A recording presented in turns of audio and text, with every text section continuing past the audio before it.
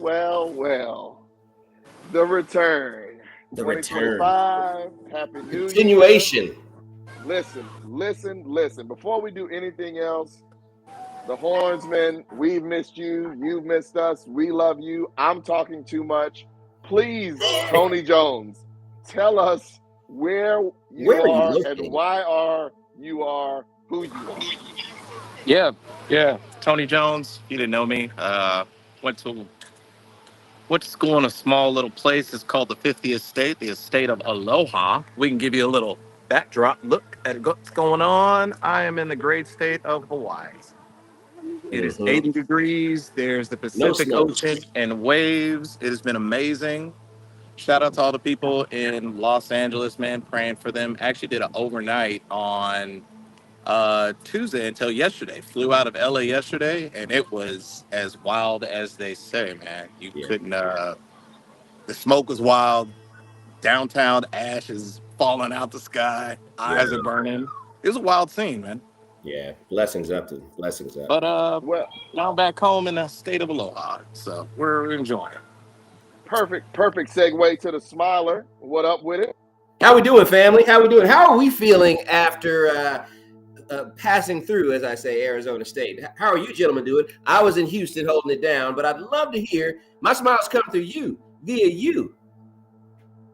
Listen.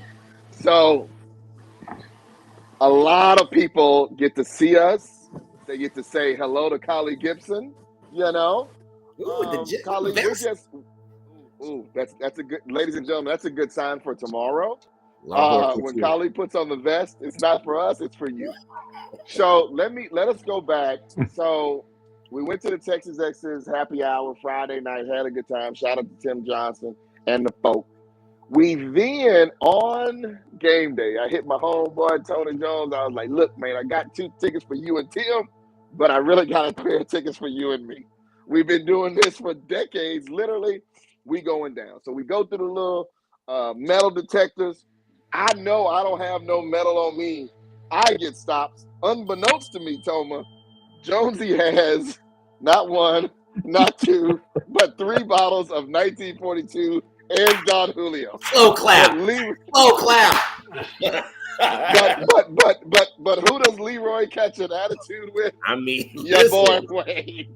Your nickname was Pookie. You got to get him. You got to get you first, bro. So we then go in. Shout out to Vanessa Wallace. Vanessa Wallace had a pair of tickets, so we're going to the club level. Shout out to Rare Sounds and K Camp. My boy Ty was like, just come inside, come to 210. We got you.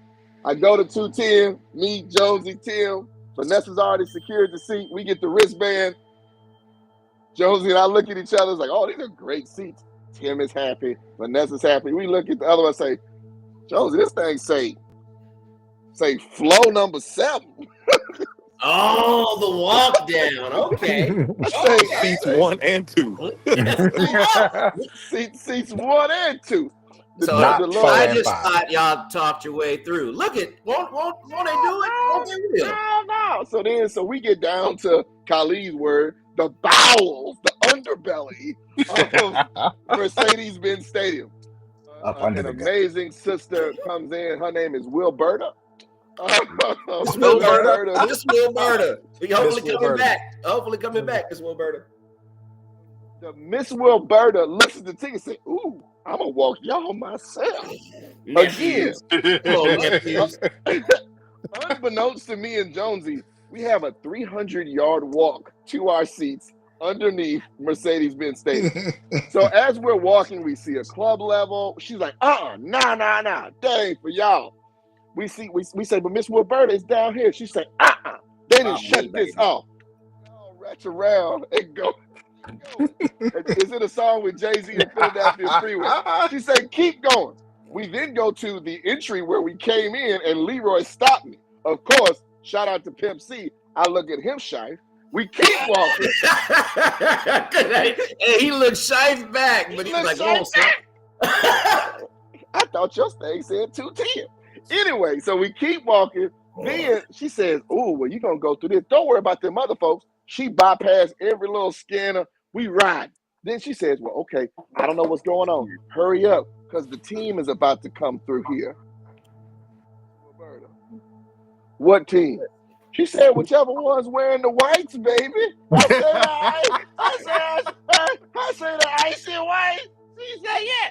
So then, hilarious, we make it to our little spot. Jonesy, please tell them what the 60-year-old woman asked you when you had on your sweater. Yeah, I had a sweater vest on, and a shout out to our fraternity, which was founded in 1906, Alpha Alpha Fraternity Incorporated. So on one side of the patch, I had a 1906 patch. She looked at me and said, "You weren't born in 1906. You're too cute and beautiful for that." You are, baby. Yes, you are. It was the and beautiful. Let's take a photo. Let's take another photo. Closer. Closer. I felt like Khalid. I said, I know what he goes through. Couture. That's what I was gonna say. Couture of the day. It was exactly like that. They had shuttled us back inside because they had to close the door for the team to come through. But this nice little woman said, I'm with the celebrity. And do you see his sweater vest on? I must take this picture. So she almost got us kicked out. Then a very flamboyant man was frustrated. Shout out to Atlanta. He's like, the door must be closed. The door must be closed. And so we're like, bro, we inside now, dog. So you can't kick us out. Plus, we got flow 7 that we gonna go to. Fast forward, man. We get to the seats, amazing seats. Game is good. There's some former NFL player. He's all about the Texas bandwagon. Then all of a sudden, Arizona State make their little comeback, and then this boy gonna throw the horns down. So for those of you, is that the picture? Is that the horn? Oh, that we see that America saw. America saw y'all boys. They screenshotted it. Let's also, you forget, at one given point, we're watching the game. Some lady comes up and says, "Oh, I got to take a picture of my brother." We said, "Who?" She says, "Warwick." Done. Hall of Fame. He builds homes. Daddy builds homes. He builds so Warwick Dunn comes into the suite. Now, granted, they're telling us, they're like, we was born in Baton Rouge, and I was like, "Oh, the BR." I said, "Rodney, that's Big Raggedy." He said, "What?" I said, "BR, the Big Raggedy. That's what it's called." He says, "I've never heard this in my life." I said, "Yeah, it's a real name." So then afterwards, Warwick Dunn, we go there, get a photo with him. He's being nice. He's saying hello to everybody because I guess he was just stopping through, maybe knew some people. He says, "Jonesy, tell him what you call Baton Rouge." I said, "It's called the Big Raggedy." Warwick Dunn looks at him straight in his eye and goes, "Bro, you ain't never heard that?" That's exactly because I hadn't heard that, but that's a great one. Shout out to you creating it. Big Raggedy. The fact that I am taller than him, but he looked at me like I was short in the deal. I said, okay. We can do a whole segment on the horns being down.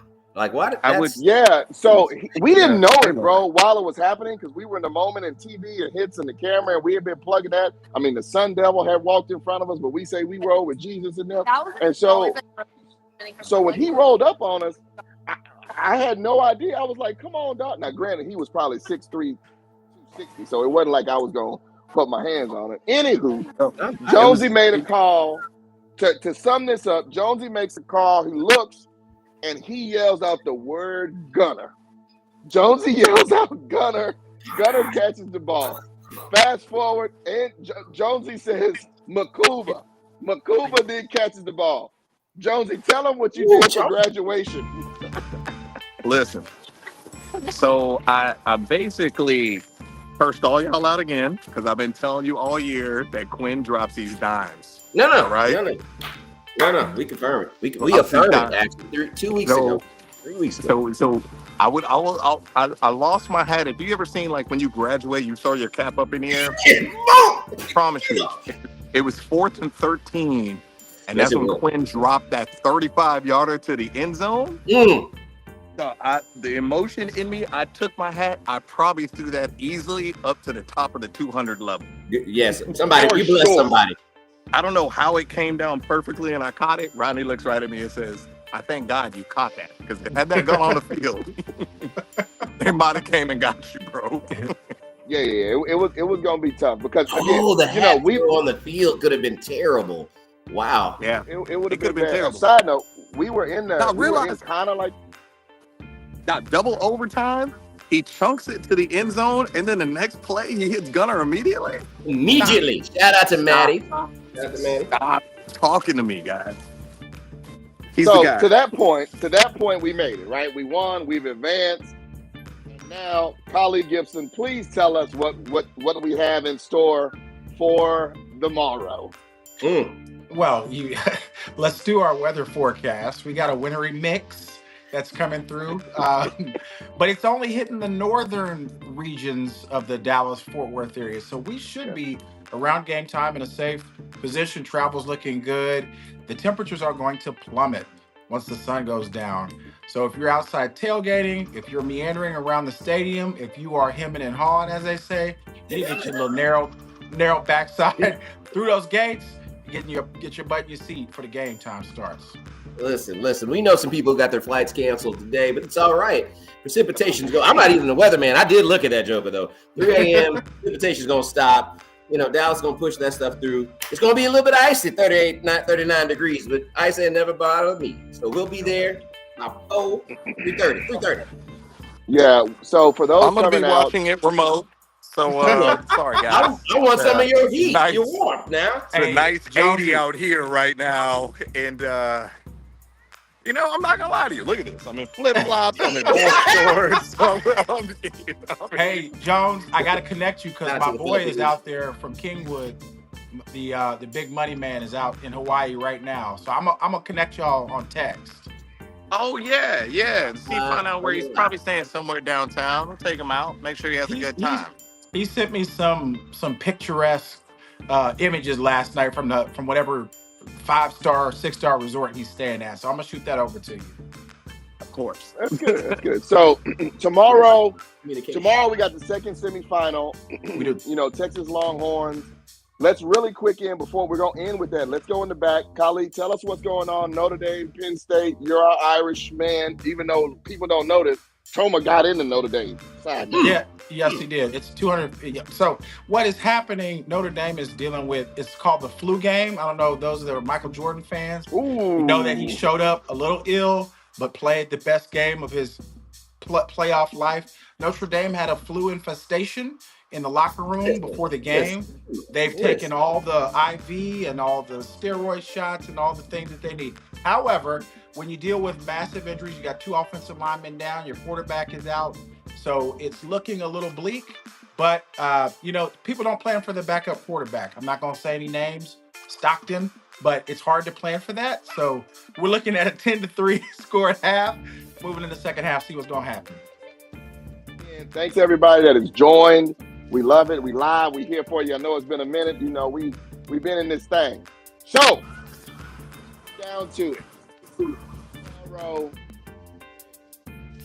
Jones, daylight, 80 degrees. What you got? Your thoughts, your keys to victory in this game for the mighty, mighty Longhorns. I'm not the strategist of the group, but or strategist. I'll go through first. I'm going to tell you, the whole world knows that you've got to establish, first of all, Buckeyes have amazing defense. Number 1 probably in the nation comparatively. But you've got to be able to establish some run game, right? So we can talk about that. And that's what I'm looking hopeful. I like trench warfare. I think that's where all football starts. But what I'm looking for is, I heard Jonesy, and I've said, win is why we win. I believe. So we'll start there. I'll let you boys pontificate with it.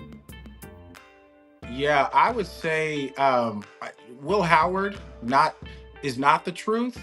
Very similar to Carson Beck. I don't believe in him. I don't trust in him. I don't think much of him. His mother loves him, and that's great. I don't think that he's a great football player per se. So what I would look for us to take advantage of is our blitz packages, our 5 and 6 man rushes, and then our defensive backfield is going to eat him alive. I know they got some All-Americans on the outside, but guess what? We have a Jim Thorpe Award winner, and we have 2 of the top safeties in the nation. So look for us to try to disrupt his rhythm in the passing game, throw him off, so he has to box left instead of boxing with his right and dominant hand. And that's the key to the Hey, first of all, shout out to the weakness that they may have in their left side of the offense. Khalid. Thank you. Gracious. Jonesy, all the way from the other side of the Pacific. 80 degrees. Yeah. I agree with you, man. I think our DBs are going to have to definitely step up during this time frame. We need a big game again from Anthony Hill. I really want to see a lot more of the quick 5 yard slant, 7 yard slant passes. A nice hurry up offense would do good. We haven't seen Isaiah in a minute. Yeah. And I know he's been dealing with some injuries or whatnot, but shout out to obviously my man Gunner who came back. He didn't have the best game at A&M, but like this dude is, if you look at the way that this bright young gentleman is catching the ball, like in the angles that he's catching the ball, that is highly impressive. He's going to be a superstar. There's no doubt about it. Golden is going to be golden. Moore Jr. is going to do what he does, and y'all give a shout out to the Helm family because I won't see him this time, but that's my They peeps. are great people. They are Good great. salt of the They're our earth. family. Salt of the earth. Young Gunner. So I'll bring up the end of it. I think obviously everything you guys have said on point. I think one thing that was mistaken, and again, Jonesy being there live, we probably didn't see it. The Cam Williams not playing is a key role for us to decide which side we're going to run the ball to.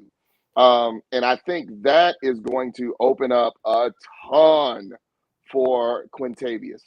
I think that much like last year, and you guys were there as well as myself at that Big 12 championship when we knew it was like a finale, and then Dallas boys was like, this our last time being at the crib.